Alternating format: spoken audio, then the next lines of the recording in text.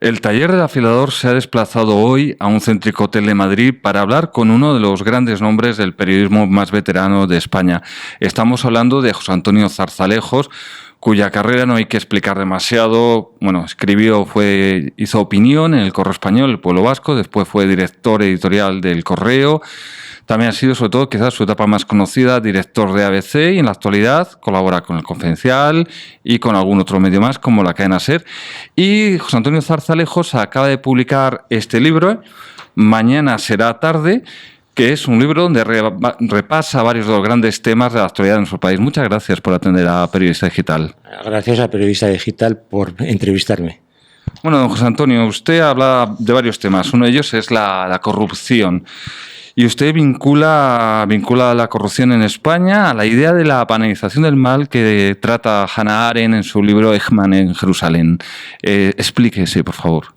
Bueno, vamos a ver. La corrupción es el primero de 5 capítulos que lo que tratan es de desarrollar la sintomatología de un fin de época del sistema constitucional de 1978 y, por lo tanto, su necesidad de renovación y de reforma.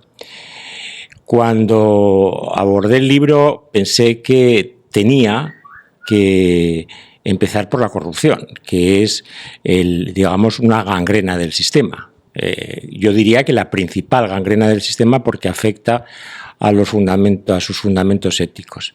Dicho esto, yo hacía un paralelismo entre la banalidad del mal, que es de acuñación, efectivamente, de la filósofa y escritora Hannah Arendt, con lo que está ocurriendo en España.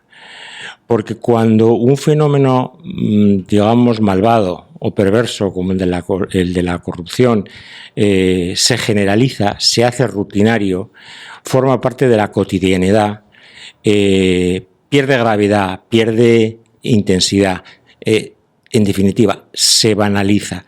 Y por ahí han empezado nuestros males. En la época de bonanza hubo una tolerancia social, una tolerancia política, una tolerancia jurídica a la corrupción, y cuando ha llegado la crisis y la insuficiencia y la pobreza y la exclusión y la desigualdad, la sociedad española ha abierto los ojos y ha dicho: este es un fenómeno absolutamente intolerable. Por lo tanto, me parecía que tenía que tratarla muy a fondo, y lo hago muy a fondo en el primer capítulo del libro. Pero ustedes, los que piensan que en España se denuncia mucho la corrupción política, mientras a nivel social existe una pequeña corrupción en la que participan muchos ciudadanos. Bueno, este es el problema. El problema es que la sociedad española, hasta hace muy poco tiempo, también tenía unos comportamientos, yo no diré que corruptos, pero desde luego muy laxos. En España se eludían impuestos con enorme facilidad. En España se sumergía la economía en términos laborales, en términos de seguridad social. En España había una economía delictiva, la hay, una economía delictiva muy importante que no se ha atacado, que es el narcotráfico, el tráfico de órganos, el tráfico de armas, la trata de personas, de seres humanos. En fin, hay una sociedad que durante mucho tiempo ha sido laxa, ha consentido la corrupción y las corruptelas. Ese tiempo ha pasado y ahora exige de su clase dirigente, en términos generales, que tenga unas conductas transparentes y que los fondos públicos se manejen con probidad y con honradez. Bueno, el libro salió de imprenta horas antes, casi podríamos decir, de las elecciones autonómicas y municipales de este domingo, con lo cual no puede tratarlo. Pero ¿usted cree que la corrupción ha sido la clave que explica el éxito de Podemos o las plataformas en las que ha ido Podemos y Ciudadanos en estos comicios? Bueno, yo ya adelanto en el propio capítulo de la corrupción que este fenómeno está en la base de, la debilidad electoral futura de los grandes partidos, fundamentalmente del PP y del Partido Socialista, de tal manera que estoy absolutamente convencido por no decir que seguro, que la corrupción ha castigado a los dos partidos y especialmente ha castigado al Partido Popular. También hablando de corrupción, usted distingue entre la corrupción blanca, la gris y la negra. Bueno, esa no es una clasificación mía. Esa es una clasificación que transpone dentro de la literatura española de análisis Javier Pradera en un libro póstumo que salió hace unos meses, ¿no? Y es verdad, hay distintos grados de corrupción. Por ejemplo, la influencia para colocar a un familiar en una entidad pública podría ser una corrupción, digamos, blanca. Las tarjetas Black de la Caja Madrid podrían ser en algunos casos una corrupción gris, pero claro, la trama Púnica o la trama Gürtel o el caso Bárcenas o los seres en Andalucía o los fondos de formación también en Andalucía es negra. ¿Por qué? Porque es absoluta y totalmente delictiva y merece un reproche penal, aparte del reproche social que está implícito en la reprobación que hacen los ciudadanos también de la corrupción blanca y de la corrupción gris. Sorprende el relato que usted hace cuando habla de la corrupción gris sobre las tarjetas Black, como uno de los que fueron beneficiados con estas tarjetas, bueno, pues a usted y a otras personas les escribió un correo autojustificándose, diciendo, bueno, desde la propia entidad me dijeron que lo usara, que solo respetaban unos límites de gasto que después hemos visto que no existían además. Bueno, prácticamente él se autoexculpa. Hay una tolerancia de autojustificarse diciendo, bueno, pero es que este sistema era así, sin que la gente se planteara que podía estar mal. Lo importante de la transcripción de ese correo en la que una titular de esas tarjetas Black explica cómo se la ofrecieron, cómo la aceptó y en qué términos le explicaron que tenía que utilizar la transcripción, digo, de ese correo tiene una finalidad. No tanto poner el foco sobre el titular de la tarjeta, cuanto poner el foco sobre la insistencia por parte de los cargos responsables de Caja Madrid para que la aceptase. Y ahí es donde yo hago una digresión que me parece importante. En España no solamente debemos fijarnos en los corruptos, sino también en los corruptores y en los mecanismos internos que tiene el sistema, que son mecanismos para corromper. Y hasta que no pongamos el cañón de luz tanto sobre los corruptos como sobre los corruptores, no vamos a tener solución al problema. Sí, pero indudablemente la existencia de un corruptor no justifica moralmente al corrupto. Que le insistan en darle la tarjeta a unos señores, hubo quien no la utilizó. Ciertamente, pero lo que no podemos olvidar que la corrupción siempre implica bilateralidad. Es decir, si alguien es corrupto es porque alguien le corrompe o porque alguien consiente que se corrompa. Por lo tanto, el fenómeno de la corrupción lo tenemos que ver de una manera muy íntegra, de una manera integral. Si no, no vamos a solucionar el problema. Usted también dice, ahora acaba de decir, no vamos a solucionar el problema. También dice que en la lucha contra la corrupción, los gobiernos y los medios, y cito textualmente, apuntan pero sin puntería. ¿En qué se equivocan los gobiernos, los políticos en general, y nos equivocamos los medios? En los factores criminógenos que existen dentro del sistema que propician la corrupción.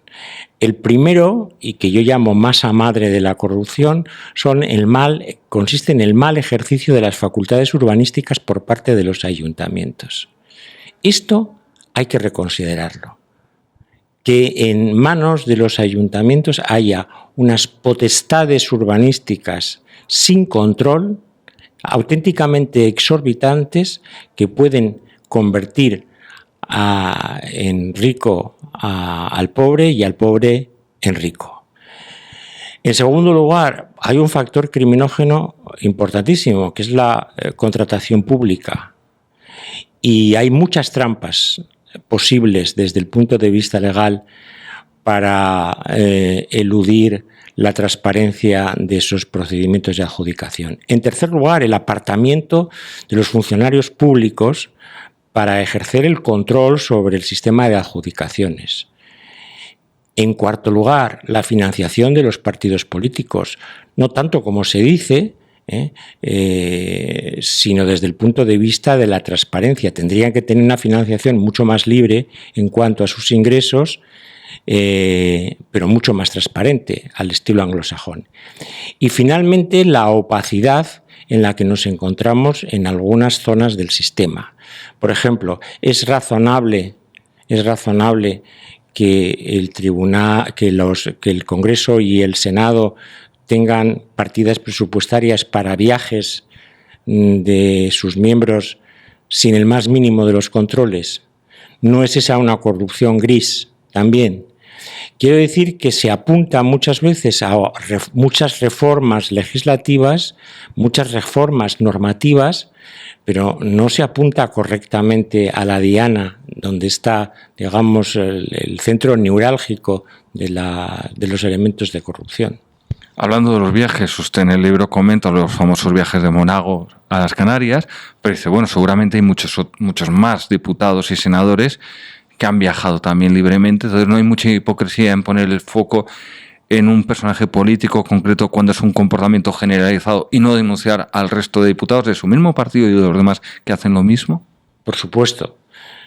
Monago es un ejemplo, pero si Monago lo ha hecho, hay decenas y decenas de diputados que también lo habrán hecho. Por lo tanto, digamos que Monago es un exponente, un referente, pero nada más que eso. ¿No nos equivocamos los medios entonces a poner el foco en los casos de corrupción de los partidos o de las instituciones que nos pueden parecer ideológicamente más afines, mientras tapamos los ojos ante los casos de otros? O sea, siempre como que cada medio enfoca un caso de corrupción, medios de derechas enfocan a lo mejor los ERE, medios de izquierda no hablan de los ERE, pero sí hablan de Bárcenas o Gürtel. ¿No nos equivocamos? Al final, pues la corrupción no es algo que nos afecta a todos, sea de quien sea. Yo creo que nosotros los medios y los periodistas nos podemos equivocar, pero la gente no se equivoca en su juicio. Y es absolutamente panorámica su visión de la corrupción. Bueno, también pasemos, otros temas que trata es la monarquía, es la abdicación del rey Juan Carlos. Usted publicó una crónica con fuentes internas de la Casa Real, donde usted decía las razones por las que puede haber una abdicación, algo que produciría más tarde y sobre lo que veremos.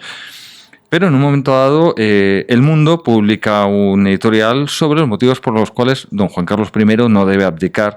Y usted acusa a este periódico, al periódico Editorial, de hipocresía mediática por publicar ese editorial. ¿No es una acusación muy fuerte acusar a un diario de hipocresía mediática por un editorial concreto? Pero vamos a ver. Yo en febrero de 2013 hago una crónica en el Confidencial que se titula El rey Baraja y a la abdicación.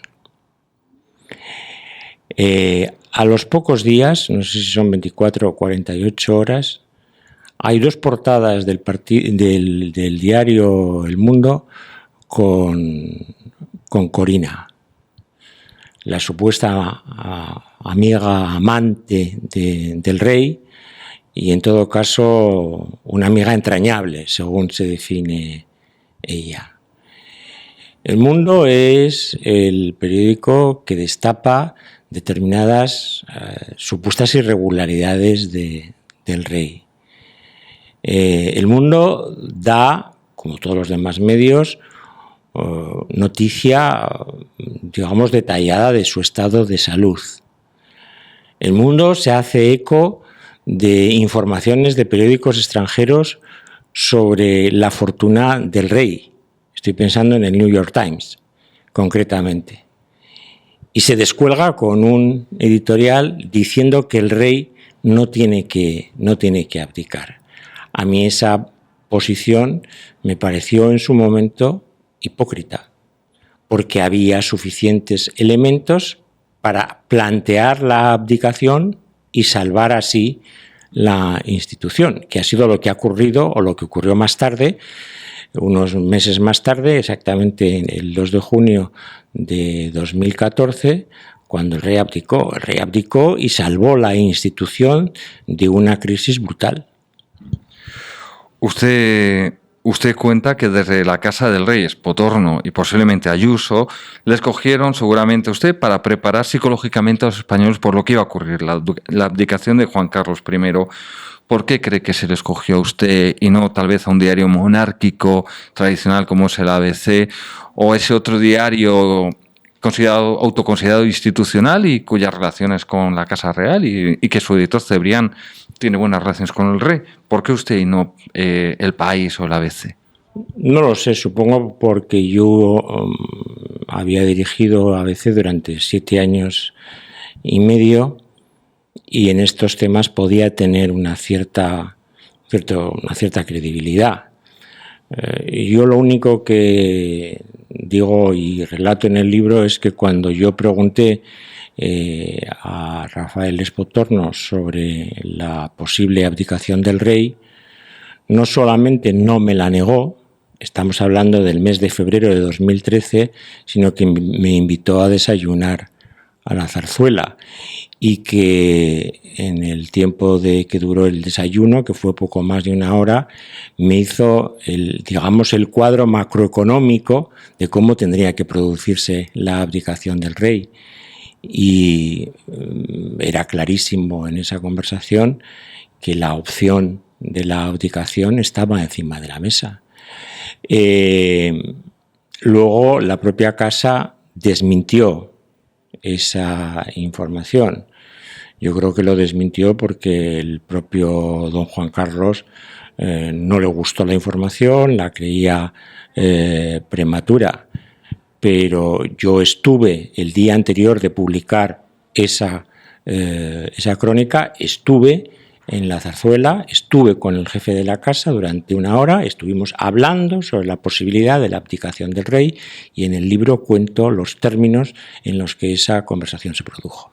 Se produce el desmentido, se producen llamadas no muy agradables, pero al final se produce la abdicación y usted dio la exclusiva. Además, usted lo cuenta en el libro que tiene el texto escrito, lo tiene en el Confidencial.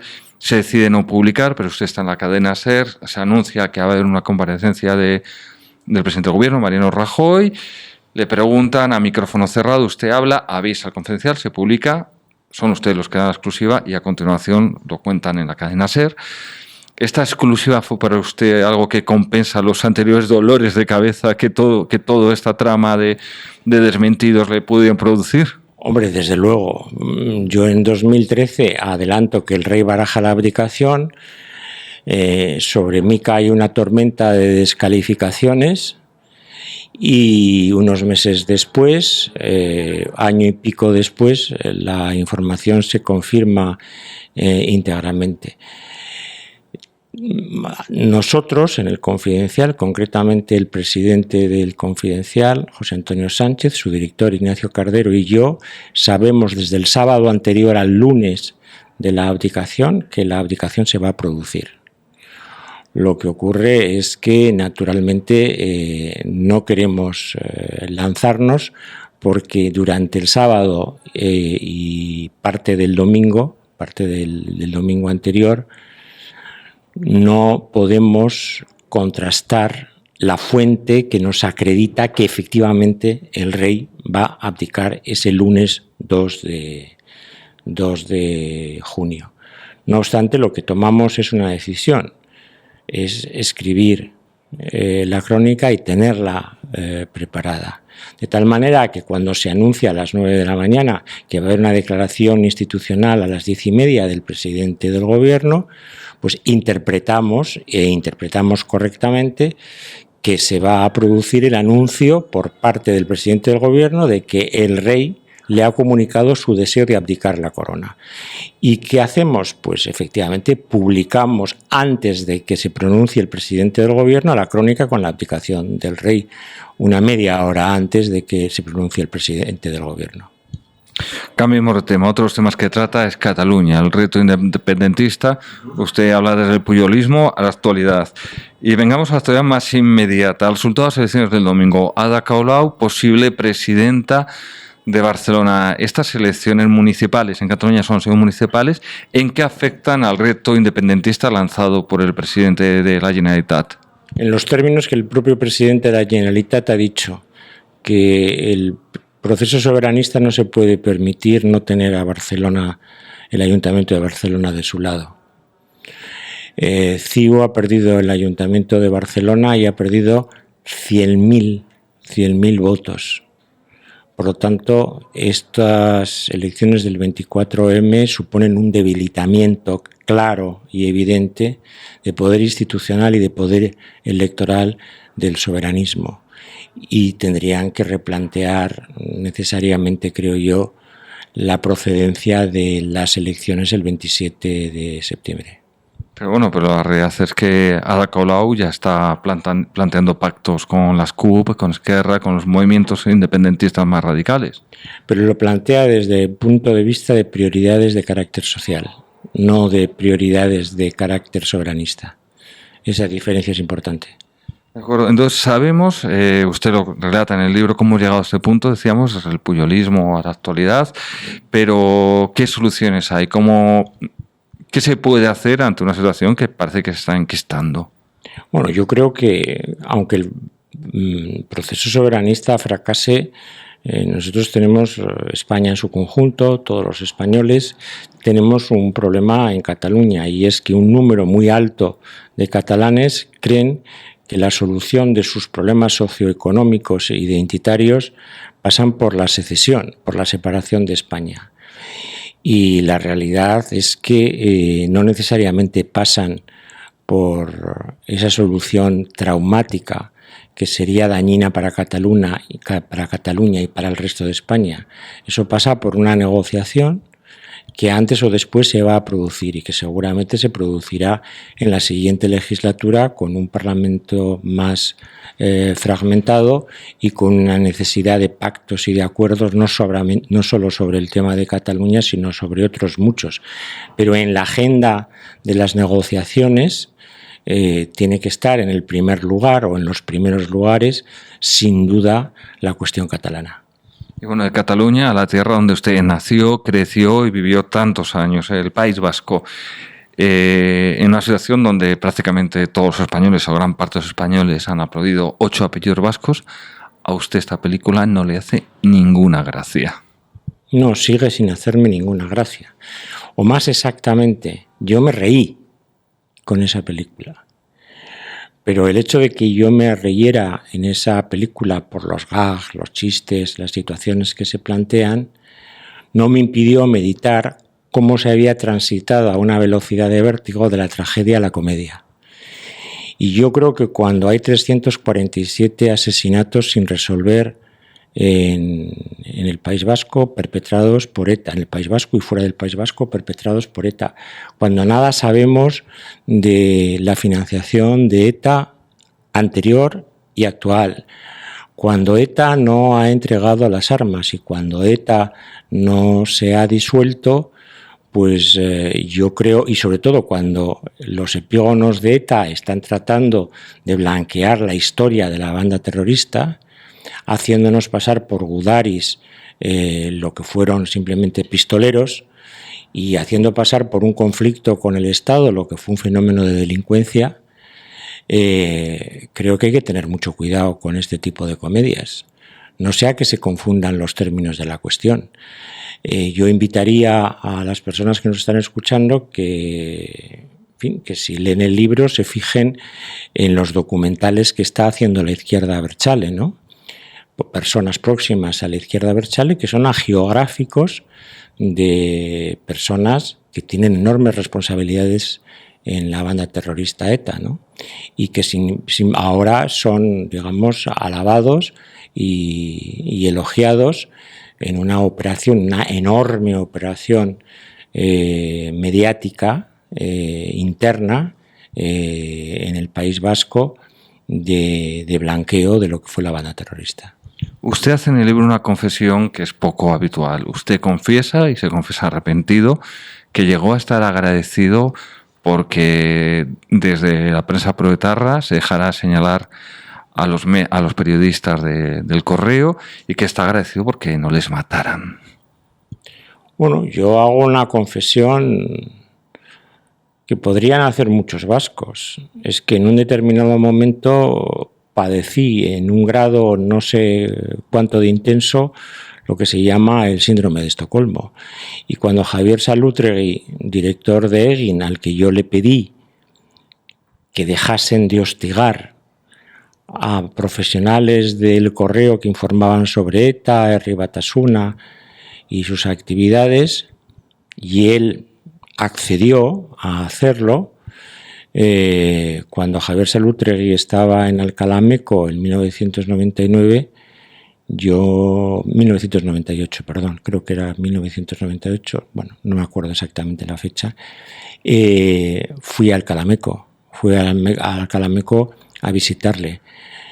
Luego me di cuenta que realmente yo no tenía que agradecerle nada, porque la deuda era suya con nosotros y no nuestra con él ni con nadie de los que estaban en la prensa proetarra. Yo le reconozco que antes de llegar a la parte donde usted cuenta esto, que usted después se dio cuenta y que se arrepiente de haber sentido ese síndrome de Estocolmo, pero cuando yo leo el episodio que usted va a prisión al Alcalá Meco y le pide que deje, la imagen que me vino a la cabeza fue Caro Rovira en Perpiñán pidiendo a ETA que no matara en Cataluña. Se parecía demasiado. No, no tiene nada que ver. Yo estaba ya en Madrid, tenía protección,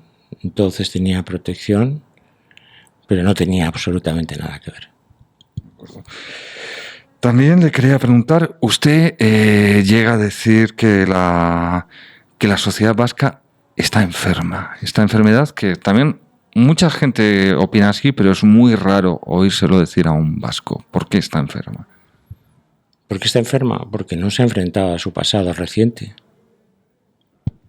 También le quería preguntar ahora sobre prensa, que es otros temas que usted trata. Usted habla de la destitución de Pedro J. Ramírez, de Moreno y Antich como directores de El Mundo, El País y La Vanguardia.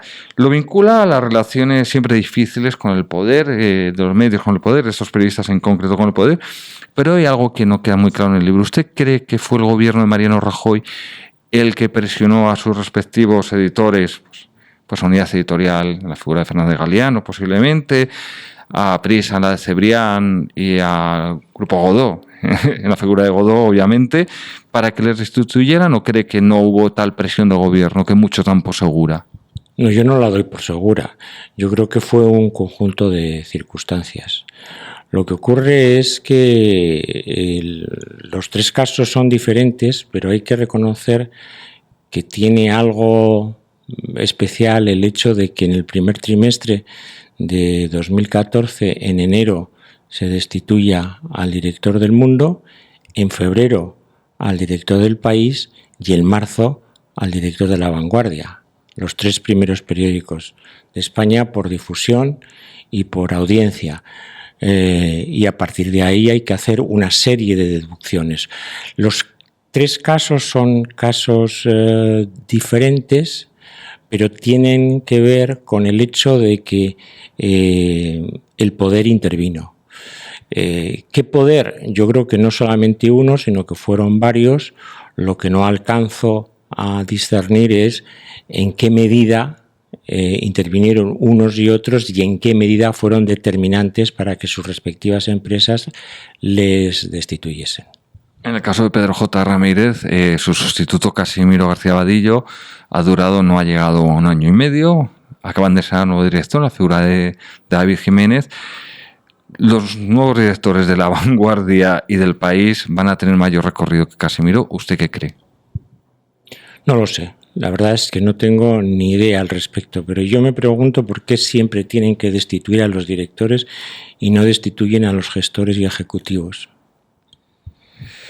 Pero vayamos a un director, que además ahora se convierte en gestor al crear su propia empresa, que hablamos de Pedro J. Ramírez, del cual usted hace un retrato muy duro. Realmente dice de él que ha tenido un interés en relacionarse con el poder, estar en el poder y al mismo tiempo actuar como un outsider fuera del poder. ¿Es el único periodista que ha caído en esa tentación de este doble juego? ¿Realmente es una figura tan complicada? Es una figura compleja, pero ha tenido... Yo no soy duro con él, yo creo que le reconozco muchos méritos. Le reconozco que es un hombre que ha tenido la gran habilidad de, por una parte, ser un outsider y por otra parte estar incrustado en el establishment. Y creo que ha sido un hombre que ha fundado un periódico con un periodo de éxito realmente extraordinario, y cuando le han llegado sus horas bajas ha sido pues por razones, yo creo que empresariales y de carácter financiero, pero también por errores de carácter editorial. Del conjunto de lo que ocurrió en el mundo cuando lo destituyeron no era responsable solo Pedro J. Ramírez, sino también lo eran otros que siguen en el periódico. No, yo no soy duro, yo soy descriptivo. De acuerdo. Y a lo que no le augura mucho futuro en su libro es al Español, al nuevo periódico online que va a lanzar Pedro J. Ramírez. ¿Por qué le augura tan poco futuro? ¿No hay espacio para nuevos digitales? ¿O es por su fundador? ¿O es por algún motivo diferente? No, yo no le auguro mal futuro al Español. No sé de dónde deduce usted que yo hago semejante afirmación o juicio de valor. Yo digo que es complicado en este momento irrumpir con un nuevo medio nativo digital, porque creo que hay en principio de saturación. Pero a mí me da la sensación de que el español puede ocupar dentro de los periódicos digitales un espacio y un espacio no pequeño, siempre y cuando, naturalmente, no se confunda los procedimientos que implican, los procedimientos periodísticos que implica el distinto soporte del papel y el digital. ¿Y en el Confidencial observan con preocupación la irrupción de este nuevo competidor que no parece que quieran hacer siendo pequeño precisamente? Yo creo que en el Confidencial, en lo que yo conozco, están satisfechos de tener un aliciente adicional, como puede ser el Español, para mejorar sus contenidos, para mejorar su infraestructura tecnológica y para seguir manteniendo el liderazgo. Es decir, la competencia se puede ver desde el temor o desde la oportunidad. Y yo creo que en el Confidencial se está observando como desde la oportunidad. También habla usted de lo que se llama periodismo de investigación, que en España, según usted, no es tal, es periodismo de filtraciones, muchas veces sin contrastar. ¿Realmente no hay periodismo de investigación como tal en España? ¿Qué es lo que tenemos? Bueno, yo digo lo siguiente, que ni en España ni en ningún sitio hay periodismo de investigación entendido como un periodismo que no nazca de una filtración más o menos interesada. Que lo que hay es periodismo de verificación, que es algo diferente. Es cuando a manos de un periodista llega una filtración, la investigación consiste en verificar la filtración, en contextualizarla, en añadirle datos y sobre todo en depurarla de intencionalidades.